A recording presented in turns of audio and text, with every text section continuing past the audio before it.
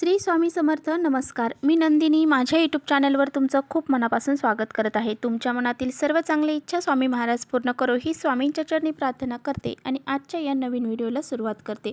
तर पहा, उद्या वार आहे मंगळवार आणि 20 फेब्रुवारी या दिवशी आलेली आहे माघ महिन्यातील शुक्ल पक्षातील जया एकादशी. या एकादशीला जया एकादशी या नावाने देखील ओळखले जाते. पुराणामध्ये या एकादशीचं अतिशय मोठे असे महत्त्व देखील सांगितले आहे. धार्मिक ग्रंथामध्ये देखील सांगितलेलं आहे की माणसाला मृत्यूनंतर त्याच्या कर्मानुसार भूत आणि पिशाद नावाच्या विविध अदृश्य अशा जगामध्ये जावे लागते आणि जया एकादशीला पहा या अश्रित जगापासून मुक्ती मिळते.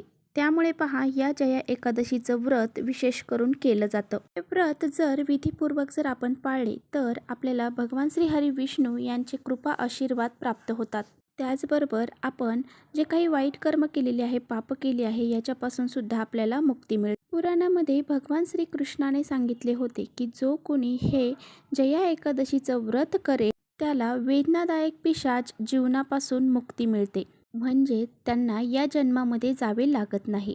राजा हरिश्चंद्र यांनी देखील या जया एकादशीचं व्रत हे केलं होतं आणि त्यांनी हे व्रत करून आपल्या जीवनामध्ये ज्या घटना आहेत तर त्या आत्मसात केल्या होत्या आणि म्हणूनच हा दिवस जो आहे तर तो अतिशय शुभ मानला जातो. तर पहा, हे जे व्रत आहे तर अतिशय भक्तिभावाने जर आपण पाळले तर आपल्याला भूत पिशादाचा जो त्रास आहे तो सुद्धा सहन करावा लागत नाही. आणि त्याचबरोबर पहा, आपल्याला या दिवशी खूप सेवा आणि पूजा अर्चा हे तर करायचंच असतं, परंतु काही उपाय देखील आपल्याला या दिवशी करायचे असतात आणि या दिवशी आपण जर काही उपाय घरामध्ये केले तर आपल्याला त्याचे पुण्य फळ हे प्राप्त होत असतं. म्हणूनच आपल्याला असा हे एक महत्त्वाचा उपाय करायचा आहे. तुळशीला आपल्याला अशी ही एक वस्तू अर्पण करायची आहे, ज्यामुळे पहा हा उपाय केल्यामुळे पहा आपल्या जीवनातील सर्व अडचणी दूर होतील. त्याचबरोबर आपल्या जीवनामध्ये जे संकट, काही दोष लागलेले असतात, काही नकारात्मक शक्ती घरामध्ये असतात, त्यासुद्धा नष्ट होऊन जातील आणि आपल्या घराची, मुलांची खूप सारी प्रगती होईल. त्यामुळेच पहा हा जो उपाय आहे तर तो आपल्याला कसा करायचा आहे याबद्दलच आजच्या व्हिडिओमध्ये आपण जाणून घेणार आहोत. त्यामुळे व्हिडिओ कुठे स्किप न करता शेवटपर्यंत नक्की बघा. आपल्या चॅनलवरती तुम्ही नवीन असाल तर चॅनलला सबस्क्राईब करा आणि असेच माहितीपूर्ण व्हिडिओ पाहण्यासाठी बेल आयकॉनलाही प्रेस करा, म्हणजे मी जेव्हा नवीन व्हिडिओ अपलोड करेन त्याचं नोटिफिकेशन तुम्हाला सर्वात अगोदर मिळेल आणि तुम्ही एकही व्हिडिओ मिस करणार नाही. तर पहा, आपल्या हिंदू धर्मामध्ये तुळशी मातेला अत्यंत महत्त्व दिलं जातं. तुळस ही पूजनीय मानली जाते आणि एकादशी तिथीला तुळशीची विशेष अशी पूजाही केली जाते.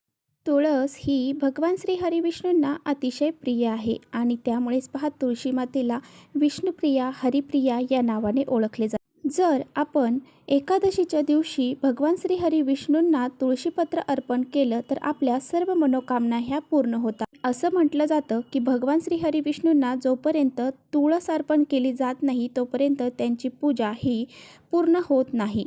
भगवान श्री हरी विष्णूंना जेव्हा नैवेद्यामध्ये देखील त्यावरती जर तुळशीपत्र टाकलेलं नसेल तर ते नैवेद्य ग्रहण देखील करत नाही. इतकं महत्त्व या तुळशीला दिलं जातं. ज्या घरामध्ये नित्यनेमाने तुळशीची पूजा केली जाते त्या घरामध्ये कधीही त्या कुटुंबावरती, त्या घरावरती वाईट संकट हे येत नाही आणि त्या घरामध्ये लक्ष्मीची कायमस्वरूपी कृपा राहते. म्हणूनच प्रत्येकाने आपल्या घरासमोर एक तुळस हे लावायला हवी आणि ज्याच्याकडे तुळस लावलेली नाही त्यांनी नक्की तुळस आपल्या घरासमोर किंवा बाल्कनीमध्ये लावावी. एकादशीच्या दिवशी तुळशीचा हा जो उपाय आहे किंवा तुळशीची जी पूजा आहे तर ती करायला अतिशय महत्त्व आहे. त्यामुळेच पहा आपल्याला काय उपाय करायचा आहे ते आता आपण बघूया. पहा, उद्या सकाळी लवकर उठायचं आहे, आंघोळ करायची आहे. आंघोळीच्या पाण्यामध्ये सांगितल्याप्रमाणे तुम्ही जर व्हिडिओ पाहिला नसेल तर नक्की चॅनलवर जाऊन पहा. आंघोळीच्या पाण्यामध्ये काही विशिष्ट वस्तू टाकायच्या आहेत, त्या टाकून आंघोळ करा. त्यानंतर आता पहा, जी एकादशी आहे ह्या दिवशी तिळाला सुद्धा खूप महत्त्व आहे. त्यामुळे पहा भगवान श्री हरी विष्णूंना आपल्याला तिळाने त्यांच्यावरती अभिषेक करायचा आहे. त्याचबरोबर आपल्याला भगवान श्री हरी विष्णूंची पंचोपचार पूजा करायची आहे आणि त्यानंतर आपल्याला तुळशीपाशी जाऊन हा उपाय करायचा आहे.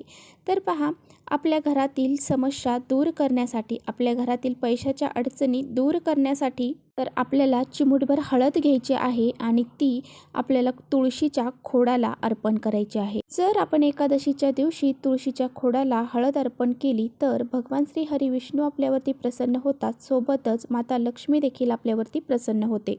यानंतर आपल्याला काय करायचं आहे, एक छोटासा ग्लास भरून घ्यायचा आहे, शुद्ध पाण्याने भरून घ्यायचा आहे। त्यामध्ये थोडंसं गंगाजल टाकायचं आहे आणि थोडेसे पांढरे तीळ देखील आपल्याला त्यामध्ये टाकायचे आहेत आणि त्याचबरोबर त्यामध्ये थोडंसं कुंकू देखील आपल्याला टाकायचं आहे। आणि पहा, यातलं अगदी चिमूटभर म्हणजे अगदी 1 चम्मचभर पाणी आपल्याला तुळशीच्या मुळांना अर्पण करायचं आहे।